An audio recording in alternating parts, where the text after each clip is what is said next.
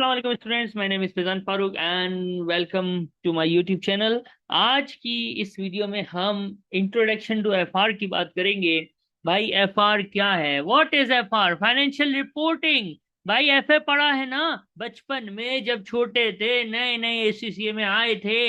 FA का paper पढ़ा था, फाइनेंशियल अकाउंटिंग। उसके बड़े भैया हैं एफआर। छोटे भाई थे एफए, बड़े भैया हैं एफआर। तो आइए एफ आर का इंट्रोडक्शन देख लेते हैं। तो सबसे पहले एफ आर में फाइनेंशियल रिपोर्टिंग है, अकाउंटिंग है। भाई अकाउंटिंग एक होती है कॉस्ट अकाउंटिंग, एक होती है फाइनेंशियल अकाउंटिंग। जो एफ ए था, जो डेबिट था, जो क्रेडिट था। थोड़े से आईएएस पढ़े थे। सबसे important IAS 16, property plant and equipment depreciation. थोड़ा एडवांस लेवल पे जाओ तो एफए में आपने प्रोविजन एंड कंटीजेंसीज को पढ़ा था। अच्छा अच्छा, इंटेंजिबल एसेट आईएस 38 को भी पढ़ा था ना। तो ये जो थोड़े थोड़े थोड़ा थोड़ा एफए में आईएएस का टेस्ट लिया था ना, एफआर में उसको डिटेल में सीखना है, प्रॉपर सीखना है। एफआर एक बहुत ज्यादा एडवांस फॉर्म ऑफ एफए है। अब बात समझिएगा। जिस तरह मैं टेक्स्ट की क्लास पहली क्लास में बता रहा होता हूँ, वही बात क्या है याद रखना। जिस तरह टैक्स का पेपर कंप्यूटेशन बेस्ड पेपर है, उसी तरह एफआर का पेपर भी कैलकुलेशन बेस्ड पेपर है। एफआर के अंदर प्यारे बच्चों, एफआर के अंदर कैलकुलेशन कैलकुलेशन अराउंड 80%। थियरी, ये पेपर पैटर्न की बात हो रही है, 20%। 80% अराउंड कैलकुलेशन आएगी। 80% आपको कैलकुलेटर चल रहा होगा, आप कैलकुलेट कर रहे होंगे चीजों को। और 20% की थ्योरी आएगी ही आएगी। अब ये एफआर का पेपर हो गया कि एफआर का पेपर कैलकुलेशन बेस्ड है। ये एफएम और पीएम की तरह नहीं है कि थ्योरी बहुत ज्यादा आ रही है। नो, टैक्स के बाद सबसे ज्यादा कैलकुलेशन जिस पेपर के अंदर है वो एफआर है। ठीक है। अब इसका सिलेबस 3 पार्ट्स में डिवाइडेड है। एक है कॉन्सेप्चुअल फ्रेमवर्क, जिसका आइडिया आपने अपने एफए में किया हुआ है। क्या होता है कॉन्सेप्चुअल फ्रेमवर्क? थोड़ा थोड़ा याद होगा। इंटरनेशनल अकाउंटिंग स्टैंडर्ड बोर्ड होता है, फिर इंफॉर्मेशन की कुछ टाइप्स होती हैं, और मच मोर डिटेल हमें यहाँ सीखने को मिलेंगी।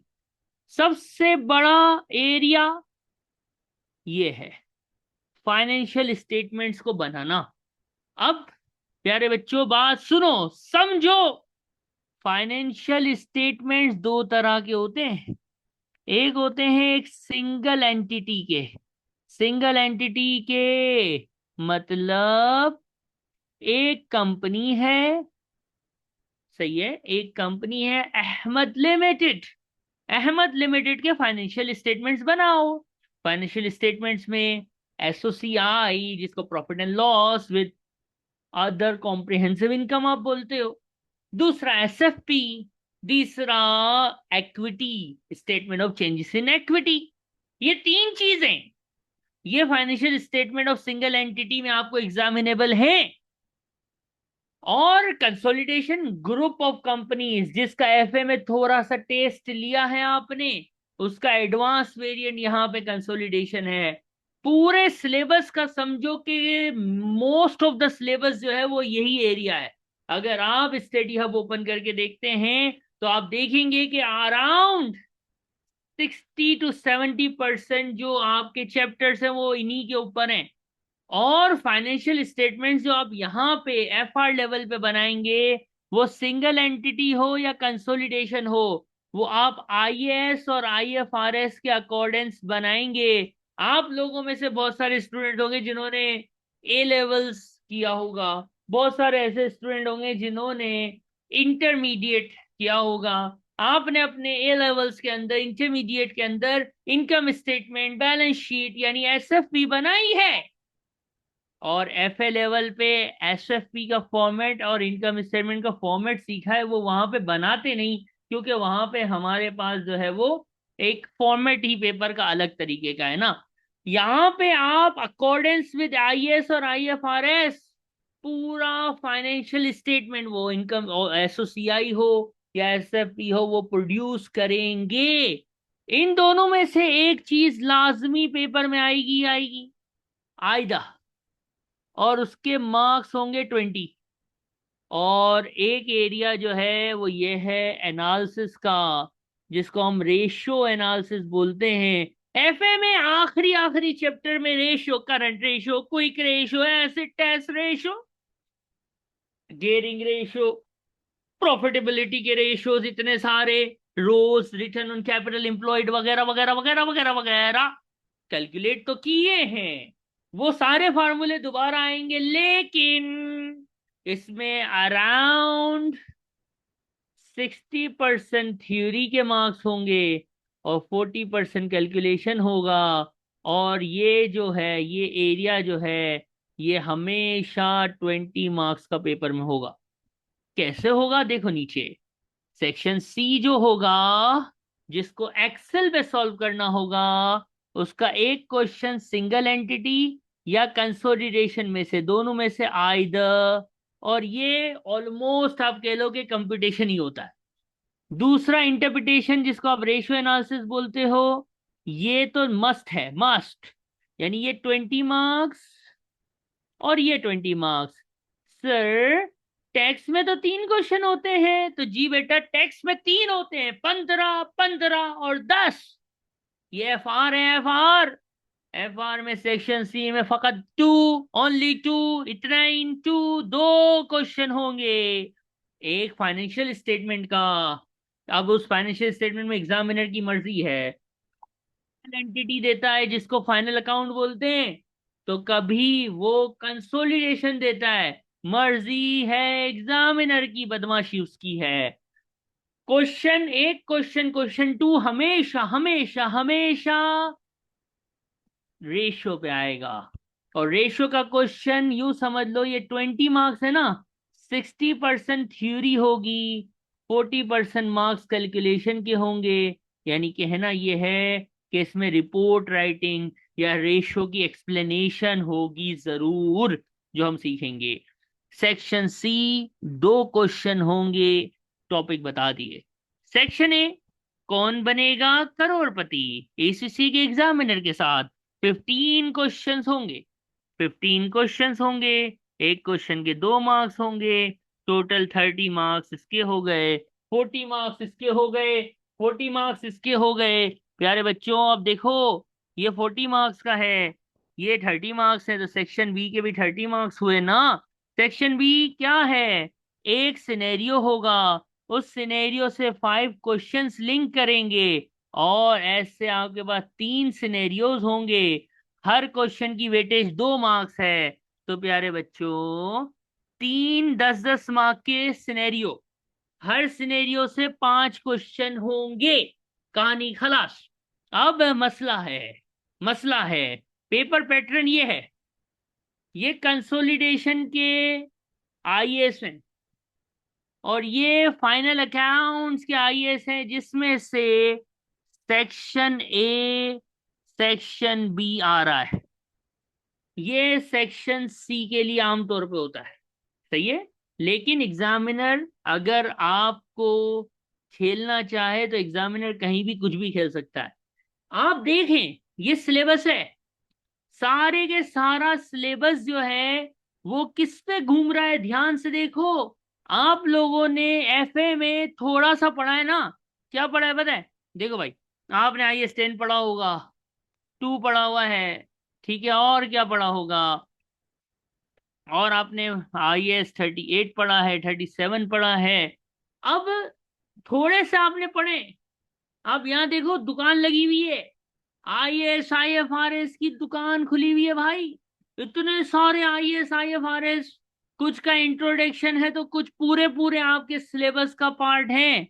इन सारे आईएएस को डिटेल में पढ़ेंगे, एक एक हमारी वीडियो एक एक आईएएस के ऊपर है, फिर प्रैक्टिस क्वेश्चंस हैं, फिर स्टडी हब के क्वेश्चंस भी हैं। पास कैसे होगा सर पेपर? तो बेटा पास करने का एक ही तरीका है, वो है स्ट्रेटजी 1 2 3 4। पहला, सारी की सारी रिकॉर्डिंग देखनी है। हैंड आउट के जितने क्वेश्चन हैं जो रिकॉर्डिंग में मैंने सॉल्व किए हैं, वो सारे क्वेश्चन दोबारा सॉल्व करने हैं। पूरी रिकॉर्डिंग देखी, जब रिकॉर्डिंग से एक आईएएस आपने खत्म किया, तो फिर आपने उसका क्या करना है, फिर आपने उसके जो क्वेश्चंस देखे हैं उनको खुद से अपने हाथों से लिख के नहीं, एक्सेल पे, एसीसीए के प्लेटफॉर्म पे सॉल्व करना है उनको। फिर स्टडी हब की रीडिंग करनी है उस आईएएस के लिए। स्टडी हब की रीडिंग के साथ स्टडी हब के जो प्रैक्टिस सेशन के क्वेश्चन है वो लाजमी लाजमी लाजमी करने हैं। अब यहाँ पे देखो, रिकॉर्डिंग देखी, हैंड आउट किया, कहाँ पे किया, ऐसे प्लेटफॉर्म में स्टडी हब की रीडिंग और प्रैक्टिस क्वेश्चन किए। कैप्लान की किट करनी है हमने। जब फाइनल अकाउंट्स पे आओगे बड़े बड़े क्वेश्चंस, तो वो कैप्लान की किट मैंने काफी क्वेश्चंस सॉल्व किए हुए हैं, हम मेरी रिकॉर्डिंग्स के अंदर वहां से देखोगे वो कैप्लान से ही हैं, तो उनकी आप प्रैक्टिस करेंगे। पेपर में टाइम मैनेजमेंट बड़ा इंपॉर्टेंट होता है। जैसे कि मैंने टेक्स्ट में आखिरी में बताता हूँ, मैं यहाँ पे भी अलग से वीडियो दूंगा। तो टाइम बड़ा इंपॉर्टेंट होता है, टाइम वेस्ट नहीं करना होता है जब पेपर देने जाते हैं। तो वहां पे हम आखिरी में बताएंगे आपको कि पेपर में घड़ी देख के काम करना है। ये तो आखिरी की बात है, अभी तो शुरुआत है। भाई यहाँ पे एक सवाल आता है, सर स्टडी हब की इंग्लिश समझ नहीं आ रही सर। तो फिर ये उन बच्चों के लिए है जिनकी इंग्लिश का मसला है। तो फिर अगर आपकी इंग्लिश में थोड़ा मसला है, या स्टडी हब की इंग्लिश आपको समझ नहीं आ रही है, या स्टडी हब की इंग्लिश पढ़ के आपके कॉन्सेप्ट खराब हो जाते हैं, तो फिर आपके लिए ये है कि स्टडी हब जो है उसके सारे के सारे प्रैक्टिस क्वेश्चन जरूर करना। देखो रिकमेंडेड यही है, रिकॉर्डिंग देखनी है नंबर 1, हैंड आउट करने हैं, हैंड आउट के सारे क्वेश्चन करने नंबर 2, तीसरा स्टडी हब की रीडिंग और स्टडी हब के प्रैक्टिस क्वेश्चन और कैप्लान की किट। इंशाल्लाह पेपर फर्स्ट अटेम्प्ट में निकलेगा। लेकिन अगर किसी को स्टडी हब की रीडिंग में मसला होता है, जॉब कर रहे हैं, टाइम नहीं मिल रहा है, स्टडी हब नहीं पढ़ पा रहे हैं, तो फिर वो स्टडी हब की रीडिंग छोड़ दे, लेकिन स्टडी हब के सारे प्रैक्टिस क्वेश्चन जरूर करने हैं सबने। स्टडी हब की रीडिंग रिकमेंडेड है, लेकिन अगर आपको उसकी इंग्लिश समझ नहीं आती है, आपको उसकी इंग्लिश पढ़ के मसला हो जाता है, या आप जॉब वाले हैं, आपके 15-20 बच्चे जो है वो रो रहे हैं, आपको टाइम नहीं मिलता है, अल्लाह अकबर, इतने पैसे खर्च कर रहे हो फिर भी टाइम नहीं मिल रहा है, तो मैं क्या बोलूं। इसलिए मैं ये बोल रहा हूँ। तो भाई अगर आपके पास इतना टाइम नहीं है, तो स्टडी हब की फिर रीडिंग जो है उसको छोड़ देना, लेकिन उसके सारे प्रैक्टिस क्वेश्चन प्लीज करना। इंशाल्लाह पेपर फर्स्ट अटेम्प्ट में निकल जाएगा। और 2x पे वीडियोस नहीं देखना, 2x पे वीडियोस नहीं देखना। ज्यादा जल्दी में हो, बहुत ज्यादा जल्दी में हो, सही है, तो फिर 1.25, ज्यादा है तो 1.5 की स्पीड पे वीडियो देखना। इससे तेज वीडियो देखोगे, कुछ समझ आएगा, कुछ निकल जाएगा। और आखिरी तक के लिए लेक्चर संभाल के नहीं रखने होते, जितना जल्दी हो सके लेक्चर्स कवर करके रिवीजन और कैप्लान पे आना होता है। ये रूल को जिंदगी का हिस्सा बनाइए। और एफआर के साथ सर मैं कितने पेपर लूं, तो बेटा अल्लाह का वास्ता है, एफआर अकेला भी बड़ा है। देखो टैक्स का पेपर सबसे बड़ा है, टैक्स के बाद एफआर है, एफआर का सिलेबस छोटा नहीं है।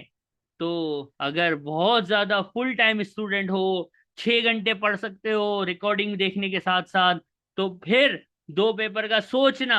वरना मैं तो यही कहता हूं कि मेरे जो पेपर हैं टैक्स हो के एफआर, बस एक वक्त में एक ही पेपर देना, 2 पेपर देने की होशियारी नहीं करना, ताकि पेपर फर्स्ट अटेम्प्ट में निकले। एक पेपर की एग्जाम फीस हाई है, आपके पैसे लगे हुए हैं, तो बेटा ध्यान से एक वक्त में एक पेपर दो और पास करो।